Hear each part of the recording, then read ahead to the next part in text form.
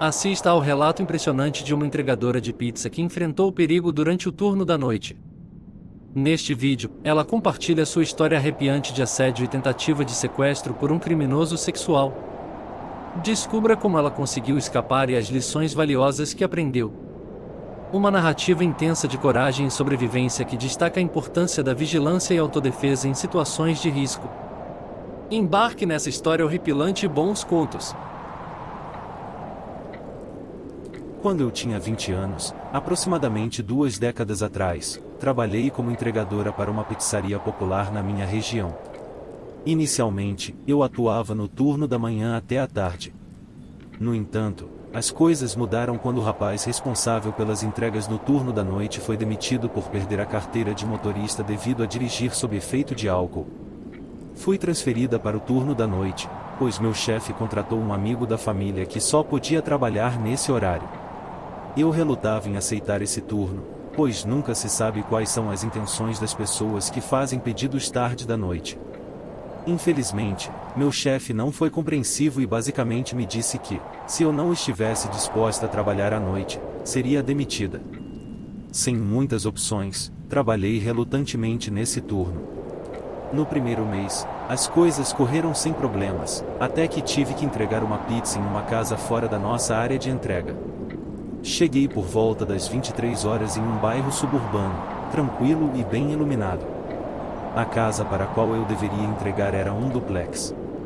Toquei a campainha, e um homem de aproximadamente 40 anos atendeu. Ele parecia alto e magro. Entreguei a pizza, agradeci, e foi quando as coisas começaram a ficar estranhas. Alguns dias depois, recebi outro pedido para o mesmo lugar. Cheguei por volta do mesmo horário, toquei a campainha, e ele atendeu novamente, perguntando como eu estava. Ele me pediu meu número, e ao dizer que tinha namorado, ele ficou chateado. Uma semana depois, enquanto trabalhava no turno da noite, recebemos outro pedido desse mesmo homem. Foi nesse momento que as coisas ficaram realmente estranhas. Cheguei à casa por volta das 22 horas e 30 minutos, e, ao me aproximar da porta, ela se abriu rapidamente, revelando o homem vestido com um terno. Isso me assustou, pois a casa estava escura. Ele perguntou se eu gostava do terno e, em seguida, se eu gostaria de sair com ele naquela noite. Recusei novamente, dizendo que tinha namorado. Ele riu, se aproximou de mim e disse que uma garota da minha idade não poderia estar em um relacionamento sério. Ele pegou a caixa de pizza, a jogou de lado e tentou me agarrar. Nesse momento, petrificada e com medo, comecei a implorar para ele me deixar ir para casa. Ele ignorou e continuou a me agarrar. Foi quando, desesperada, usei meu braço livre para socar seu estômago. Ele ficou atordoado por alguns segundos, o que me permitiu me libertar. Corri para o meu carro, ele tentou me puxar de volta, mas consegui fugir. Dirigi por vários quarteirões, fazendo várias curvas para ter certeza de que não estava sendo seguida. No entanto, o terror persistiu, e só consegui parar quando cheguei a um semáforo. Fiquei parada, chorando e tremendo, percebendo quão perto estive de perder minha vida. No dia seguinte, pedi demissão do emprego na pizzaria e, por sorte, consegui um novo emprego em uma loja de roupas, graças a uma amiga.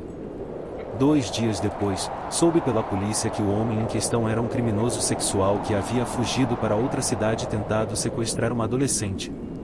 Ele foi capturado após um acidente de carro, mas não sobreviveu. Agradeço à polícia por agir prontamente e me sinto aliviada por não ter que encontrar esse psicopata novamente. O incidente foi traumatizante, mas a justiça foi feita.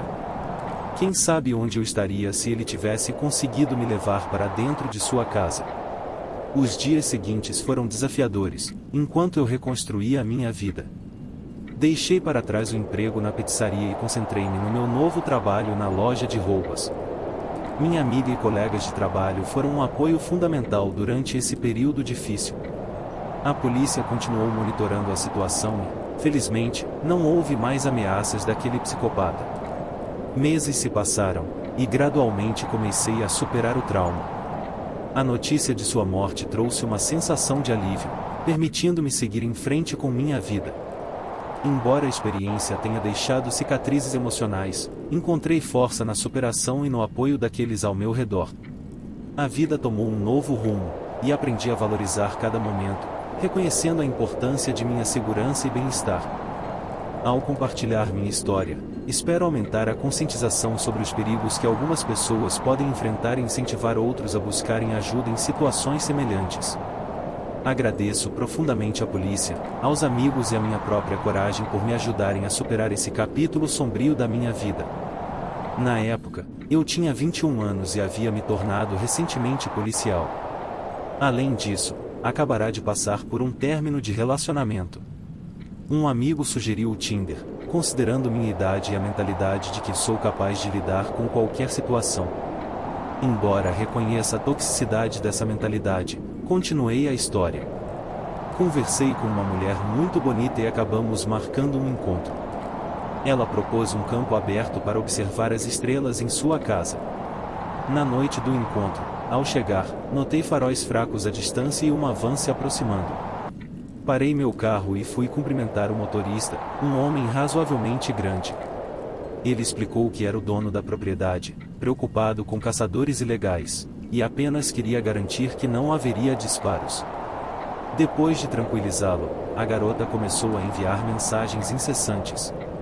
Cerca de uma hora depois, faróis se aproximaram em alta velocidade. Entrei no carro, posicionei-o defensivamente, mas era o mesmo homem. Ele se aproximou, quase batendo no meu carro.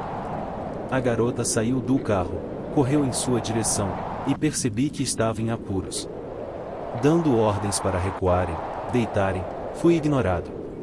Ele avançou, derrubando-me, e vi minha acompanhante pegar uma barra de metal, dizendo que tinha uma arma e queriam dinheiro e a caminhonete, garantindo que eu não fosse ferido.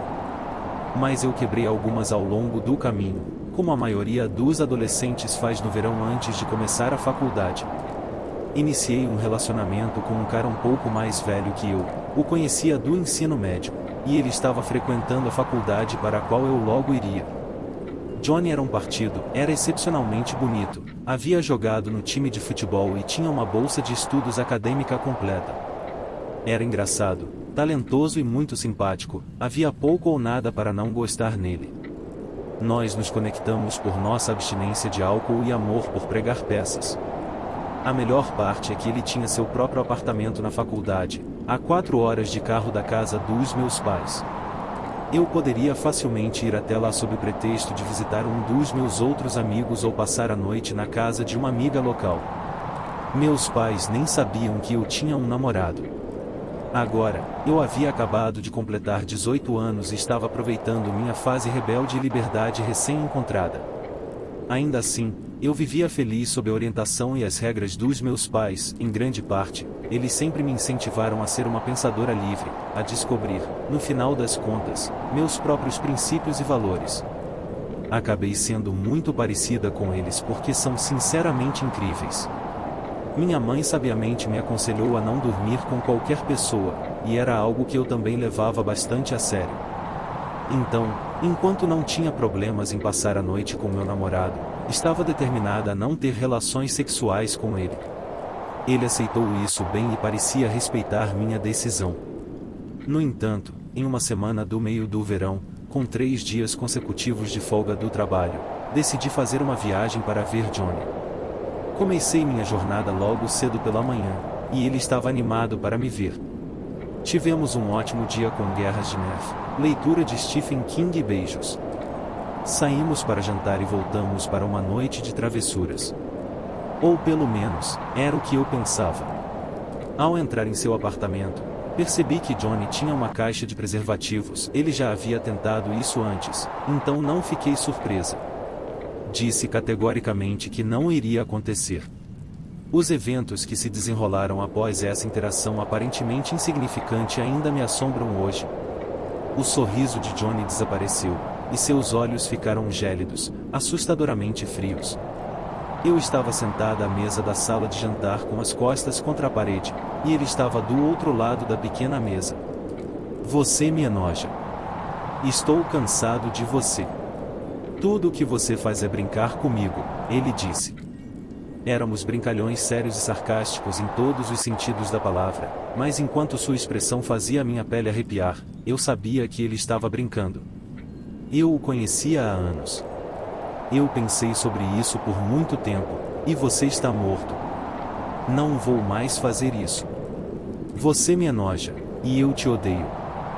Você está morta para mim, ele disse de maneira desconcertantemente calma. Sua voz traiu um leve toque de raiva que eu nunca tinha ouvido antes. Vi seus punhos se cerrando, saltando por seus braços pela primeira vez em nosso relacionamento. Me senti insegura com ele. Manteve meu olhar sem piscar. Seu apartamento no segundo andar era no campus, e era verão. Não vi mais ninguém no prédio, nenhum outro carro no estacionamento. Mesmo que eu pudesse superá-lo, o que definitivamente não poderia, minhas duas opções eram estancar a porta da varanda ou correr 15 pés pelo corredor até a porta da frente trancada com um ferrolho que abria para dentro e descer uma escada. Ambos os cenários levavam a um estacionamento vazio, e eu teria que chegar ao meu carro ou correr para a floresta próxima. Embora atlética, eu não tinha chance contra ele fisicamente. Me concentrei nele, parte de mim apenas sabendo que ele estava brincando. Ele tinha que estar, ele iria rir a qualquer segundo, e voltaríamos ao nosso lindo dia. Ele continuou falando. Não posso repetir o que ele disse, era muito gráfico e explícito sobre nossa localização para escrever em um fórum público. Ele detalhou o assalto sexual que ele tinha reservado para mim. Se eu sobrevivesse, seria estrangulada na floresta próxima, então desmembrada e deixada em um local isolado que tínhamos explorado juntos. Ele apontou para algumas sacolas em seu balcão. É lá que seu corpo estará dentro de 1 hora. Eu já havia tido o suficiente. Seu plano estava muito bem pensado para ser improvisado. Eu sou pequena, mas sou teimosa e lutaria até a morte se necessário. Também tenho uma expressão facial firme quando preciso. Era minha vez de segurar seu olhar com toda a ferocidade que eu poderia reunir. Levantei-me e disse a primeira coisa que me veio à mente. Ainda me orgulho da calma inabalável que apresentei, por dentro, eu estava implorando a Deus para não me deixar morrer. Você é muito engraçado. Eu quase acreditei em você por um segundo. De qualquer forma, não teria funcionado porque o que eu ia te dizer antes de tudo isso é que meu pai me pediu para voltar para casa esta noite. Ele precisa de ajuda amanhã cedo com o jardim para o aniversário da minha mãe, porque meu irmão KY machucou as costas. Eu disse a ele que ligaria assim que estivesse na estrada em meia hora. Isso era uma mentira e não particularmente boa, mas a entrega foi convincente. Balancei meu telefone na frente dele e disse que ele poderia explicar ao meu pai por que eu não estava indo para casa hoje à noite se quisesse que eu ficasse. A boca de John estava aberta enquanto me encarava. Eu estava só brincando, murmurou, punhos ainda cerrados. Vejo você, eu disse, passando por ele. Minha aposta deu certo. Peguei minha bolsa e segui pelo corredor, mas podia sentir seus olhos queimando em mim, a energia elétrica na sala enquanto eu gritava internamente para me mover lentamente. O ferrolho desengatou, saí. Lutei contra cada impulso de correr pelas escadas, eu estava longe demais do meu carro, e se ele me perseguisse, recusei-me a lhe dar a satisfação de me ver assustada. Caminhei por todo o estacionamento, sempre tive o hábito de estacionar o mais longe possível, próximo à floresta onde ele disse que me assassinar. Eu sabia que ele estava me observando o tempo todo, podia sentir seus olhos seguir cada movimento meu enquanto dirigia para fora do seu apartamento. Vi sua sombra na janela da varanda, acenei enquanto ele me encarava. Dirigi alguns quilômetros até o Walmart mais próximo, eram apenas 22 horas, e o sol estava começando a se pôr. As pessoas passeavam pelo estacionamento, completamente alheias ao que eu acabara de passar. Desabei sobre o volante e chorei muito, depois, dirigi às 4 horas de volta para casa. Estupidamente, eu não sabia como processar o que aconteceu e o bani para o fundo da minha mente. Passei os próximos anos evitando Johnny. As poucas vezes que pensei sobre isso, me culpei por ser tão ingênuo. Finalmente, contei para minha mãe 4 anos depois do fato e pude processar através disso. Era época de Natal, minha esposa e eu estávamos na casa de sua infância, onde sua mãe agora morava sozinha. Bem, não se você incluir os gatos. A casa ficava em uma rua tranquila nos subúrbios. Se você imagina gramados recém-cortados, bandeiras americanas e calçadas vazias, está imaginando corretamente. É uma casa de um só andar, com uma garagem anexa na frente. A garagem tem 2 entradas, além da porta elétrica, é claro. Uma leva ao jardim, ao quintal, que tinha uma velha portinha para cachorro dos dias com o querido Max, que descansa em paz, coberta por uma peça de madeira pregada. Isso sempre me deixou um pouco desconfortável antes, mas imaginei que estava assim há anos, então, o que poderia dar errado? A segunda porta leva à cozinha, poderia impedir um rato, mas não muito mais que isso. Definitivamente, não algo que quisesse entrar, ou alguém. Estávamos dormindo no quarto de infância da minha esposa na frente da casa. 3 horas da manhã, eu estava naquela profunda e escura recessão do sono quando ouvi o grito. "O que você está fazendo?" Era a voz da minha sogra ecoando pelo corredor. Para mim, perdido em um mar de sono, parecia um jato passando pelo meu tímpano. Eu pulei. O que aconteceu a seguir ocorreu em questão de segundos. Mas sobre aquele grito, mesmo que estivesse profundamente adormecido, ouvi o suficiente para perceber uma urgência por trás dele. Não era um tipo de grito de "você me assustou", era diferente. E eu soube, não conscientemente, mas a parte primitiva do meu cérebro, aquela peça que remonta aos nossos ancestrais primitivos, sabia que algo estava errado. Eu sempre me perguntei se sou do tipo lutar ou fugir. Aprendi algo sobre mim mesmo depois dessa noite, sou um lutador. Porque eu pulei da cama e rosnei, sim, rosnei, na voz mais masculina que pude reunir. "Eu vou te matar." E saí correndo. Eu abri a porta do quarto e corri pelo corredor. No final, vi minha sogra com uma expressão de choque absoluto no rosto. Paramos, fizemos contato visual enquanto eu continuava em sua direção. Então, ela virou a cabeça e fixou o olhar diretamente na cozinha. Eu passei rapidamente por ela e virei a esquina em direção à cozinha. A porta de núcleo oco estava destruída, com estilhaços espalhados por toda parte. Ao olhar pela moldura aberta, vi as portas elétricas da garagem também abertas. Continuei avançando enquanto corria para a garagem e ouvi o som de alguém entrando em um carro ligado fora da minha visão. Assim que cheguei à entrada da garagem, vi um carro saindo em alta velocidade da calçada ao lado da casa. Com a adrenalina ainda bombeando, decidi, como um idiota, correr descalço atrás do carro. Eu fiz o meu melhor, mas não sou Michael Johnson, e mesmo ele não conseguiria alcançar um carro em alta velocidade. Logo, ele desapareceu rua abaixo, e eu fiquei completamente sozinho. Se a polícia aparecesse em 3 minutos, o que eu deveria dizer? Isso me deixava mais tranquilo, considerando que minha sogra morava lá. Eles levaram nossos depoimentos. Minha sogra relatou que ouviu um barulho, a porta oca sendo chutada, e entrou na cozinha, onde encontrou uma invasora, uma mulher pequena. A polícia teorizou que ela estava trabalhando como parte de uma equipe, cuja função era passar pela portinha do cachorro, chutar a porta oca e abrir a porta elétrica da garagem para seu cúmplice.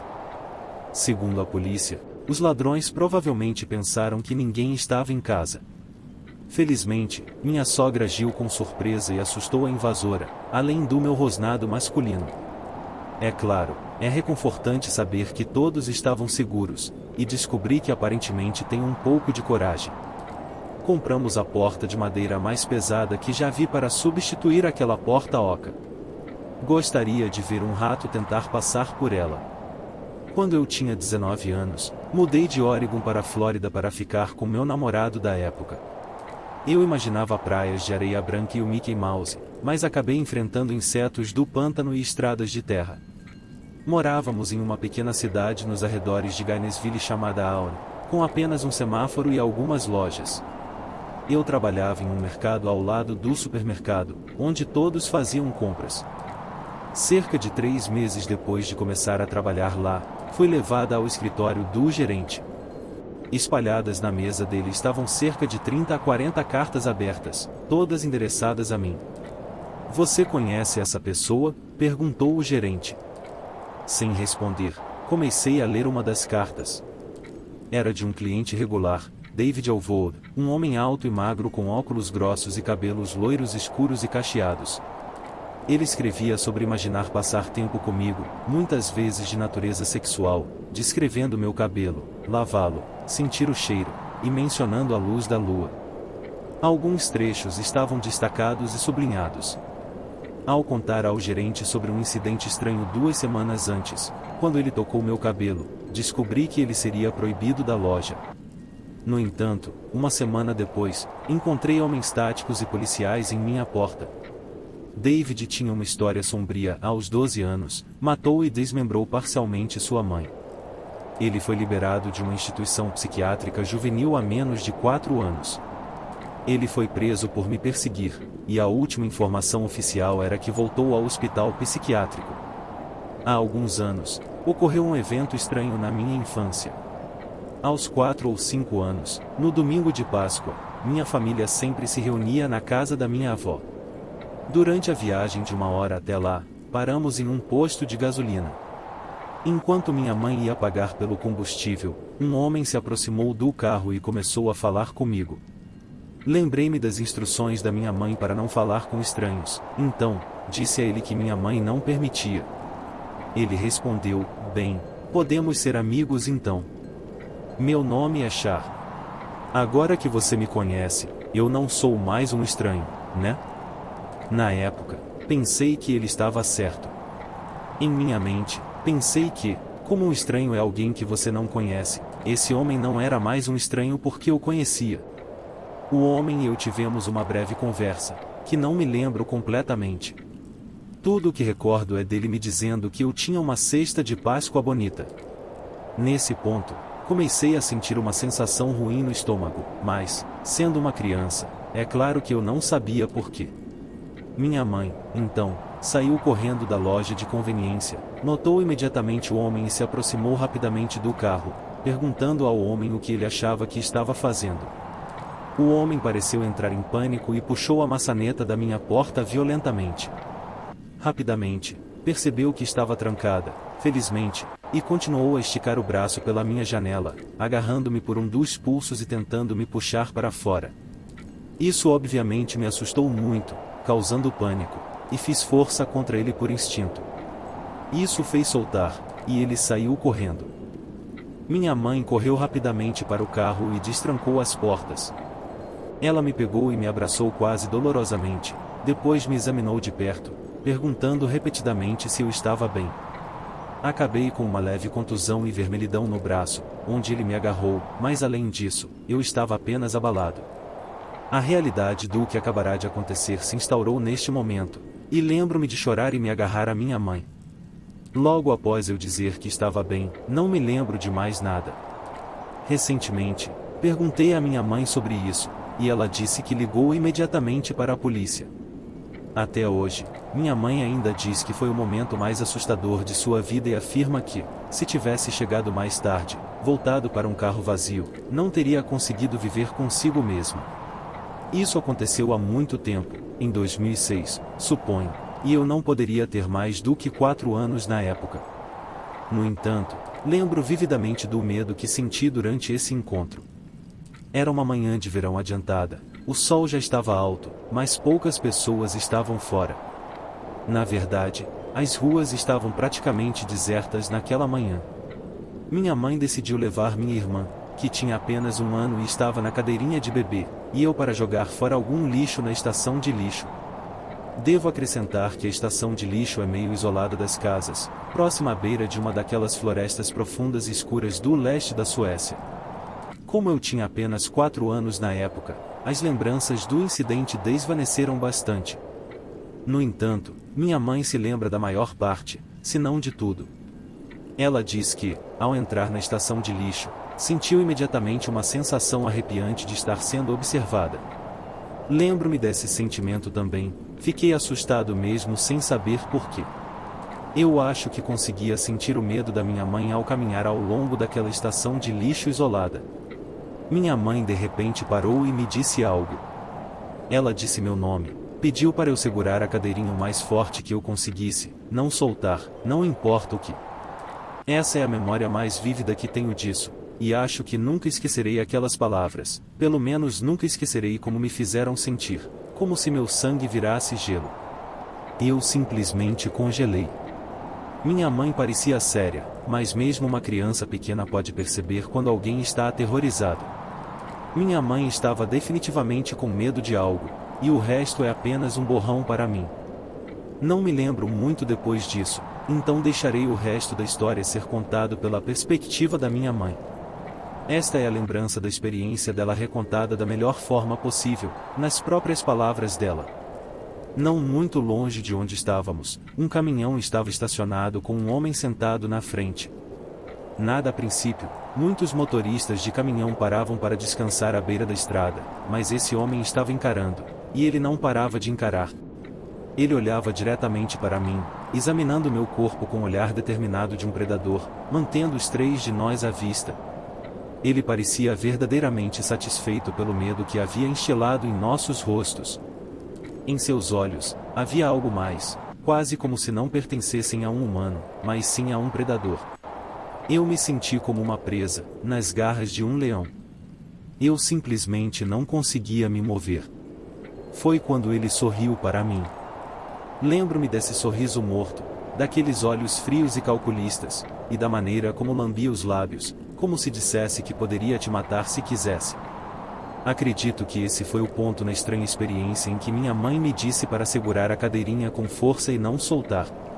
Minha mãe é uma mulher pequena, apenas cerca de 1,50 metros e 45 quilogramas, e ela poderia ter sido facilmente dominada pelo homem com sobrepeso no caminhão.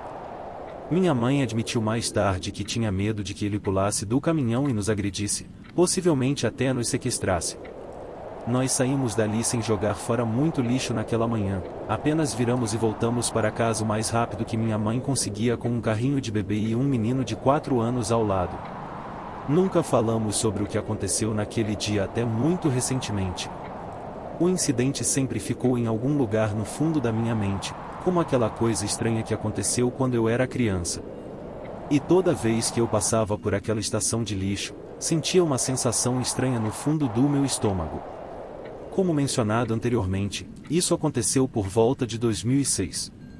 Avançando para 2008, o rosto de uma garotinha de 10 anos chamada Engla estava estampado na primeira página de todos os jornais à vista. Ela havia sido sequestrada, agredida sexualmente e assassinada. O perpetrador era um motorista de caminhão com sobrepeso chamado Anders Eko, agora conhecido como um dos assassinos mais infames da Suécia. Ele foi acusado do assassinato de Engla, além da agressão e assassinato de uma mulher chamada Pernilla.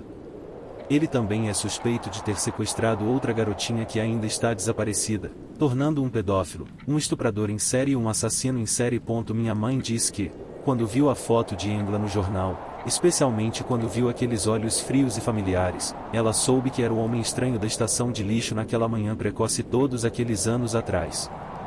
Embora isso tenha acontecido em dezembro de 2019, ainda penso nisso diariamente, pois foi diferente de qualquer coisa que eu já havia experimentado antes. No início de dezembro, resolvi fazer algumas compras noturnas. Sou uma mãe de 2 filhos de 31 anos que fica em casa, então, quando meu marido volta do trabalho, gosto de tirar um tempo para mim. Faço compras, dirijo ou resolvo pendências sem a presença das crianças. Era por volta das 20h30 quando cheguei ao Target que costumo frequentar. Não sou de forma alguma uma pessoa paranoica ou ansiosa, mas participei de vários seminários na faculdade sobre tráfico humano e fiz muitas pesquisas por conta própria, aprendendo a identificar sinais de alerta e quais precauções tomar quando estou em público sozinha, especialmente à noite. Carrego vários itens de autodefesa comigo o tempo todo, apenas por precaução. Estacionei diretamente em frente à loja ao lado de um carrinho de compras e fiz uma nota mental dos veículos estacionados nas proximidades como uma precaução. Desde jovem, fui ensinada a sempre estar atenta ao meu entorno e ser meio controladora, naturalmente faz com que você seja assim. Naquela noite, nada parecia fora do comum, e o estacionamento estava realmente vazio, provavelmente porque era um dia de semana. Ao entrar na loja, comecei a navegar como de costume, seguindo o fluxo natural dos departamentos. Enquanto eu estava olhando os departamentos principais, depois de apenas 10 a 15 minutos, notei um jovem, cerca de 20 anos, alto, magro, vestido com um conjunto de moletom cinza sujo e botas de trabalho marrons. Ele olhou para mim, sorriu e disse algo, mas sua expressão facial estava vazia. Ele parecia estar sozinho e se afastou rapidamente. À primeira vista, nada em particular chamou minha atenção nele, exceto pelo fato de que ele estava andando pelo corredor principal sem carrinho ou cesta, com as mãos nos bolsos, e não parecia estar com ninguém.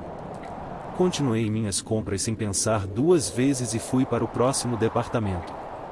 Já haviam se passado vários minutos quando um segundo jovem, vestindo o mesmo tipo de roupa e botas de trabalho semelhantes, também sem carrinho ou cesta, olhou para mim e rapidamente desviou o olhar quando percebeu que eu estava olhando diretamente para ele. Fiquei um pouco mais alerta, mas ainda mantive a compostura e continuei navegando. Mais 15 minutos se passaram, e foi quando um terceiro homem mais velho chamou minha atenção. E você adivinhou, mesmo moletom, botas de trabalho, sem carrinho ou cesta, apenas as mãos nos bolsos.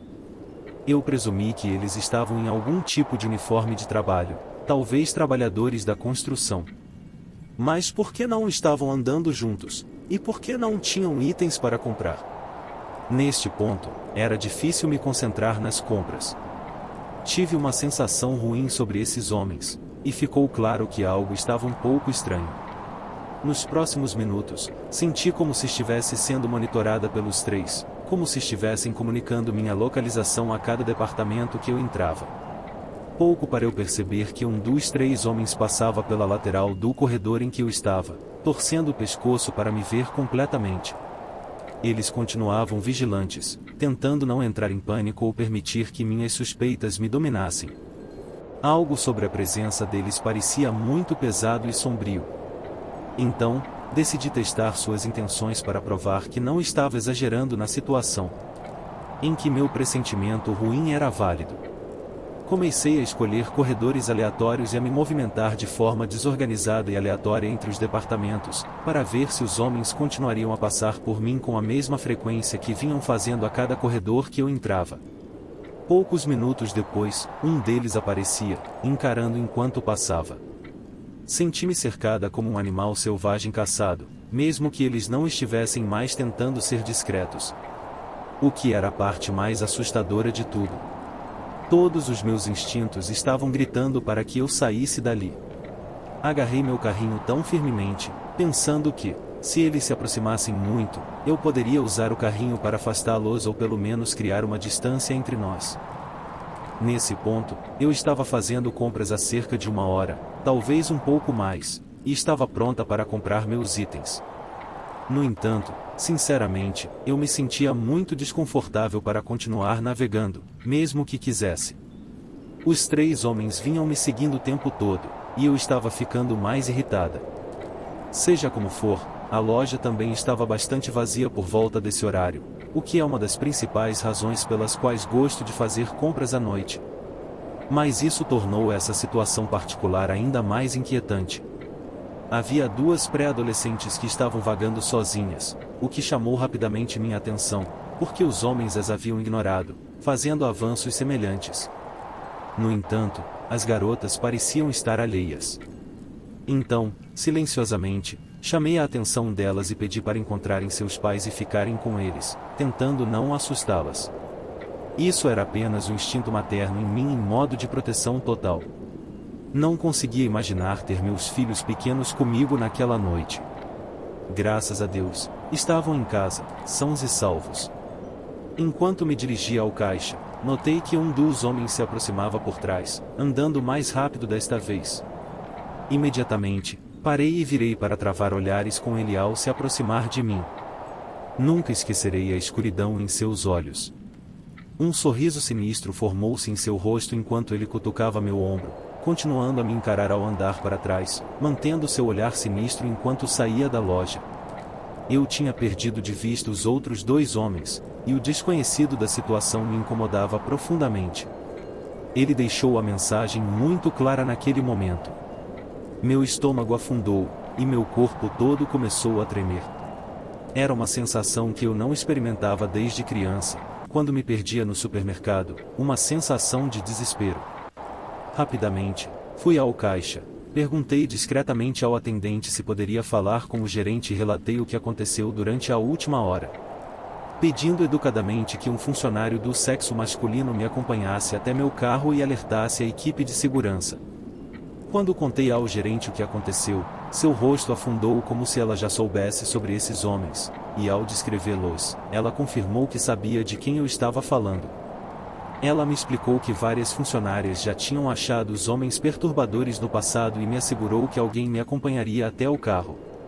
Ela fez um relatório sobre o incidente e disse que alertaria as autoridades. Eu ainda estava tremendo, mas senti alívio ao perceber que ela acreditava em mim e mostrava preocupação pelas jovens funcionárias da loja. Ela pegou minhas informações, e um jovem funcionário me acompanhou até o carro. O que vi ao sair da loja me deixou enojada, solidificando todas as minhas suspeitas.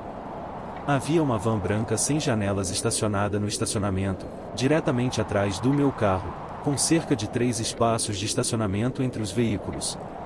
Um dos homens estava no banco do motorista, e os outros 2 estavam encostados no lado da van, virados para o meu carro, tentando se esconder da vista. Que clichê e óbvios podem ser. A placa do carro deles poderia muito bem dizer sequestradores de mulheres. Naquele momento, seja qual fosse a intenção deles, não parecia pura. Apontei para o funcionário masculino e disse: "E aí estão eles." O que fez com que os homens se apressassem para entrar na van e saíssem do estacionamento sem hesitação. Realmente não sei o que teria acontecido se eu tivesse ido até o meu carro sozinha. Estou muito grata por ter chegado em casa sã e salva para contar minha história. Ao longo da semana seguinte, ouvi dizer que houve várias tentativas de sequestro no centro comercial ao lado daquele Target, e tenho quase certeza de que eram os mesmos indivíduos.